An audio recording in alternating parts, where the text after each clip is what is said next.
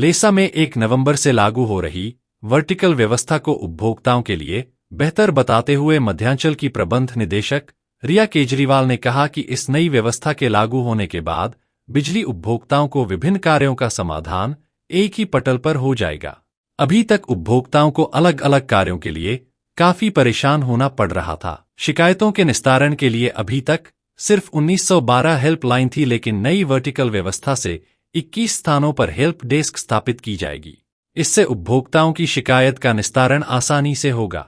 यह बातें मध्यांचल की प्रबंध निदेशक रिया केजरीवाल ने शनिवार को मुख्यालय में पत्रकारों से हुई मुलाकात के दौरान कही।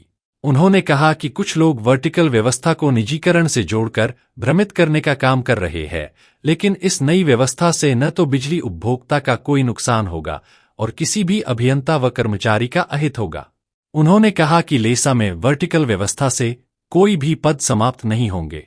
मध्यांचल की प्रबंध निदेशक रिया केजरीवाल ने 1 नवंबर से लेसा में लागू हो रही नई वर्टिकल व्यवस्था का जोनवार चार्ट जारी करते हुए कहा कि इस व्यवस्था से बिजली उपभोक्ताओं को बेहतर सुविधाएं मिलेगी। उन्होंने बताया कि मुख्य अभियंता के अधीन 2 अधीक्षण अभियंता क्रमशः अधीक्षण अभियंता टेक्निकल व अधीक्षण अभियंता कमर्शियल होंगे। इनके अधीन 33 केवी व 11 केवी लाइनों की जिम्मेदारी अलग अलग अधिशासी अभियंताओं के ऊपर होगी। इसी तरह अधिशासी अभियंता रेड अलग होगा। एमडी मध्यांचल ने पत्रकारों को बताया कि शहर में फॉल्ट दुरुस्त करने के लिए सर्दी के दिनों में 28 व गर्मियों में 56 गाड़ियां उपलब्ध कराई जाएंगी। जो गाड़ियां वाहन सीडी से लेकर सामान से लोडेड होगी, जिसमें सीडी से लेकर बिजली फॉल्ट को दुरुस्त करने का सारा सामान मौजूद रहेगा। उन्होंने बताया कि अब शहर में बिजली व्यवस्थाओं को सुधारने के लिए दीपावली बीतने के बाद कॉन्ट्रैक्ट पर छोटी गाड़ियां चलाएगा।